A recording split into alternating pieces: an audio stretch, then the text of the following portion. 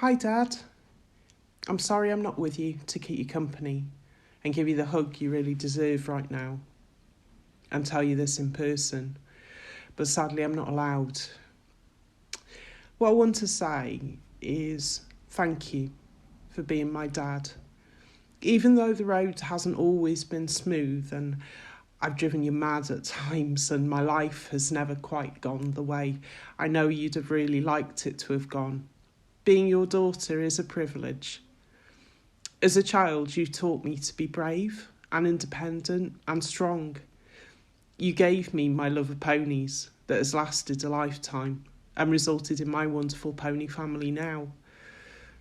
I was so lucky that not only did you take me riding, but you came with me too.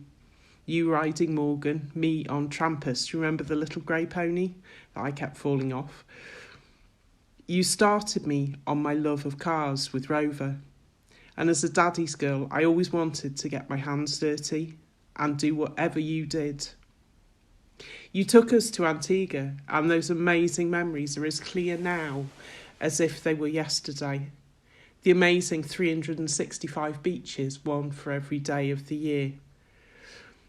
And the barbecues, the snorkeling, the non-alcoholic pina coladas, all the things. Do you remember the church window fish that was so brightly coloured? It was just amazing. It was amazing. And even Alan giving chickenpox to the island for the first time in many years. Oh, and being chased up the beach by an octopus, as he wrote in his postcard to Mum. When you came back, do you remember our trips to Aberdaron? It's still my favourite place in the whole world. You bought our first pony, the amazing one-off, who was Rufus. And of course, Judy Donkey.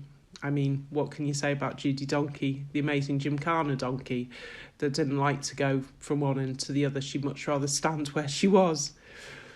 And the way we used to drive with her little cart, and she had no brakes and very little steering, dependent on what mood she was in.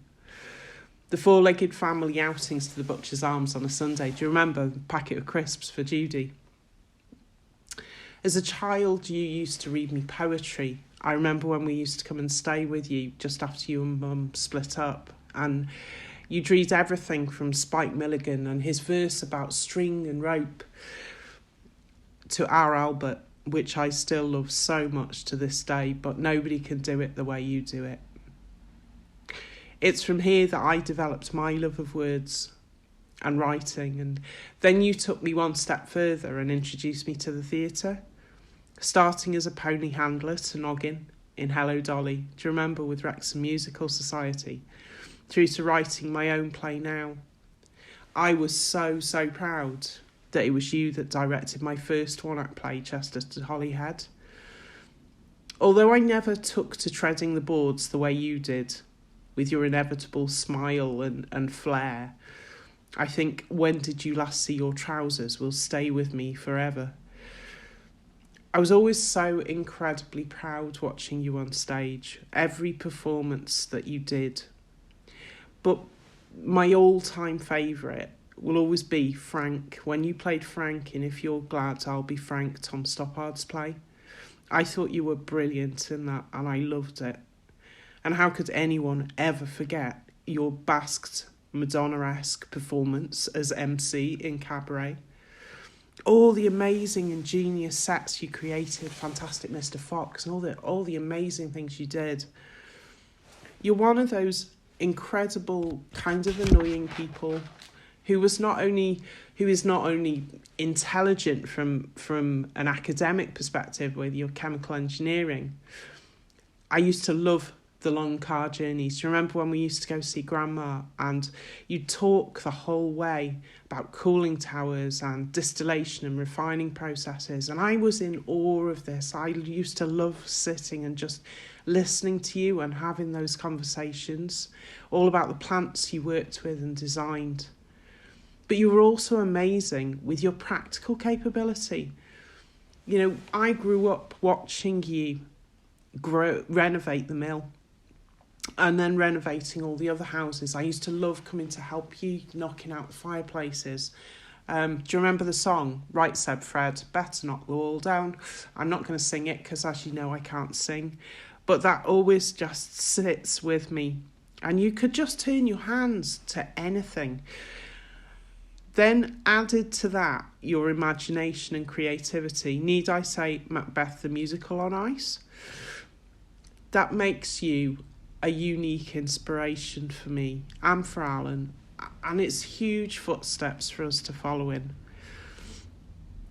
You were so right when you stepped back from the trolley in the supermarket that day, proclaiming that life is a bent banana. And blimey, it has been, hasn't it? It continues to be day by day, but I think bent banana was probably the best description I ever heard. I wish Sam had been the way she should have been and lived, because you'd have been the best granddad in the world to her. She'd have loved you so much, just like Will and Nessa and John, I love you. I have been so lucky in so many ways to this point with you as my dad. I mean, how many daughters can say they've experienced all the things I have, with everything that we've done, from, you know, all the adventures and the theatre and the one-act plays and Antigua and all the things that we did together. How many people can say that they grew up doing that with their dad?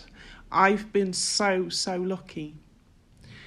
Since the 30th of September 1971, the day I was born, you were my hero, and you will always be my hero to the end of my days. You have made me the person I am today.